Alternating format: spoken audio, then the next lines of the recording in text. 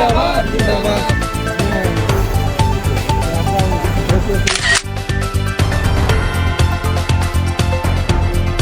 हम तो 10 trillion 8 trillion और 9 ट्रिलियन की इकोनॉमी को पार कर जाएंगे, लेकिन वो इकोनॉमी केवल 2 लोगों 3 लोगों की जेब में तक सीमित ना रहे। और मैया सम्मान मिल रहा है उन महिलाओं को जो महिला को रोज़गार मिलना चाहिए। आप लोग ये चीज़ देखिएगा, 18 वर्ष से 50 वर्ष तक की महिलाओं को, अभी 18 वर्ष यानी कि हमारा अभी 22-23 साल हो रहा है, तो हम लोग भी क्या करेंगे, अभी हमें रोज़गार चाहिए। मैया सम्मान 2500 नहीं चाहिए। आज झारखंड की शेरनी पलामू में है, यानी बेबी महतो आज पलामू में है। और आज जयराम जी का एक बड़ा कार्यक्रम, जैसा कि आप सबों को पता है, टाउन हॉल अभी तक भर चुका होगा और हो सकता है स्कॉर्पियो पे खड़ा होकर के जयराम जी को अपना स्पीच देना पड़े। वैसे बारिश का मौसम है, हम बेबी जी से बात करेंगे। पलामू आगमन एक शेरनी का क्या होगा दहाड़? सबसे पहले आपको जोहार, आपका चैनल के माध्यम से सभी को मेरा जोहार। देखिए, ये सिर्फ दहाड़ नहीं कह सकते हैं, यहाँ ये नीलंबर पीतंबर की धरती है। यहाँ जब अंग्रेज़ों ने यहाँ कंपनी बैठाने का काम किया था तो उन्होंने यहाँ आवाज़ उठाया, लड़ाई किया। तो अभी भी अब देखिएगा तो जिस तरह से अंग्रेज़ हमारे यहाँ शासन करने आए थे, यहाँ के राजा महाराजाओं को अपना कब्ज़े में लेकर के, और जो उनके बात नहीं माने उनके साथ लड़ाई करके, तो उसी तरह एक प्रकार से देखा जाए तो अभी हमारे जो वर्तमान सरकार है, वर्तमान सरकार भी वही कर रही है। तो हम लोग अभी लोगों को, जो यहाँ के जितने भी गरीब शोषित परिवार है, जितने भी मजदूर वर्ग के हैं, थोड़ा पढ़े लिखे कम हैं, बहुत कम मात्रा में होंगे जो कि शिक्षित हैं। तो हम लोग जागरूक करने के लिए आए हैं कि हम लोग को और एक बार, पहले होता था कि लड़ाई लड़ाया जाता था हथियार से, अभी हमें लगता है कि हथियार उठाने का ज़रूरत नहीं है। अभी हमारे पास सबसे बड़ा हथियार है जो हमारा संविधान से मिला हुआ वोटर कार्ड है, तो उस हथियार से भी हम लोग लड़ सकते हैं और हम लोग बदल सकते हैं और अपना जो नया झारखंड है, नया झारखंड का निर्माण कर सकते हैं। बेबी महतो एक महिला है और मैं बात करूंगा मैया सम्मान योजना की।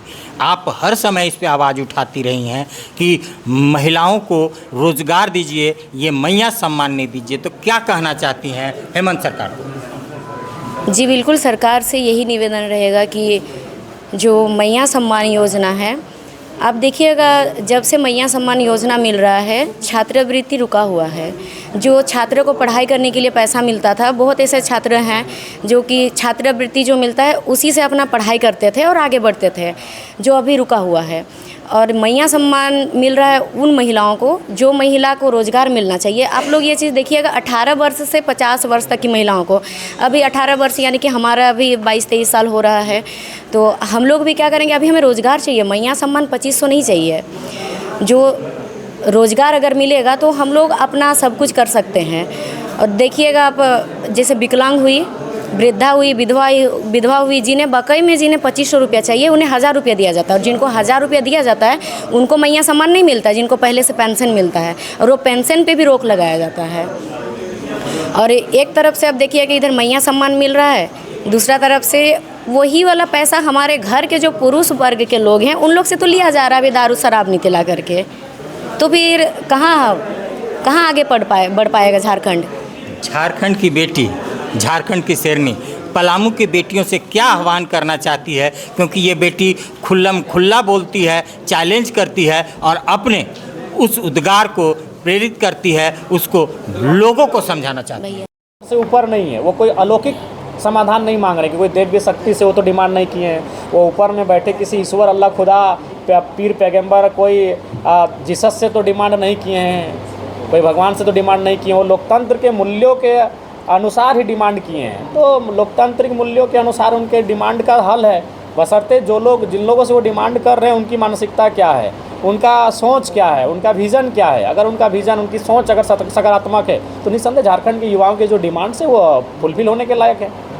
सरकार से मैंने कहा कि जो भौगोलिक दृष्टिकोण है ये धनबाद बोकारो की सीमा से काफ़ी परे है, काफ़ी दूरी है, लेकिन उसके बावजूद भी आज सुबह से लेकर हम अभी तक जब से यहाँ हैं, लोगों का अंबार लगा, लोग मिले, अपनी समस्याओं को सुना रहे हैं, यहाँ भी आके अपनत्व का भाव लग रहा है, लोग अपना रहे हैं। तो ऐसा नहीं है, समय लगेगा, संघर्ष ही आपका परिणाम को तय करता है, तो हमारा संघर्ष, हमारी त्याग, हमारी तपस्या ही पलामू प्रमंडल में हमारी पार्टी का जो संगठनिक ढांचा है उसे तैयार करने में सहायक सिद्ध होगा। राज्य में है, हर एक ज़िलों में है, हर एक प्रमंडल में समस्याएं हैं, और जहाँ तक मूल कारण है समस्याओं का वो राज्य स्तरीय नहीं, वो देश स्तरीय हैं, वो तो उस पर देश के तमाम नेताओं को सोचने की आवश्यकता है। समस्याओं का सबसे महत्वपूर्ण कारण है कैपिटलिज्म, बढ़ती हुई अमीरी और गरीबी के बीच जो खाई उत्पन्न हो रही, तो उसके लिए कोई एक प्रमंडल, एक ज़िला उसके लिए नहीं है, उसके लिए पूरे देश को आत्मचिंतन मंथन करने की आवश्यकता है कि आने वाला 20 साल हमारे भारत का स्थिति क्या होगा। हम तो 10 ट्रिलियन, 8 ट्रिलियन और 9 ट्रिलियन की इकोनॉमी को पार कर जाएंगे, लेकिन वो इकोनॉमी केवल 2 लोगों 3 लोगों की जेब में तक सीमित ना रहे, वो इकोनॉमी गांव, खेत खलिहान में काम करने वाले कामगार मजदूरों तक जाए। ये देश को तय करना है, ये देश के बड़े नेताओं को तय करना है, ये देश की बड़ी व्यवस्थाओं को तय करना है, ये सच्चाई है। आज समस्याएं जितनी भी हैं उसका मूल कारण है कि क्रोनिक कैपिटलिज्म, कुछ लोगों के हाथ में देश की सारी शक्ति, सारी संपत्ति का एकत्रित हो जाना, तो उस पर देश को विचार करने की आवश्यकता है। अगर देश उसमें सक्षम विचार करता है तो निसंदेह हम आने वाले 20-25 साल को एक बेहतर परिकल्पना कर सकते हैं।